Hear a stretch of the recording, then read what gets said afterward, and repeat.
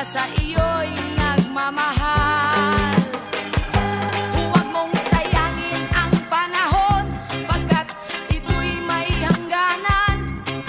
Buksan mo ang pintuan kasama ng iyong puso. Tinangay na ng hangin ang masamang panaginip, kaya't bigyan mo ng puwang ang puso mong nalulumbay.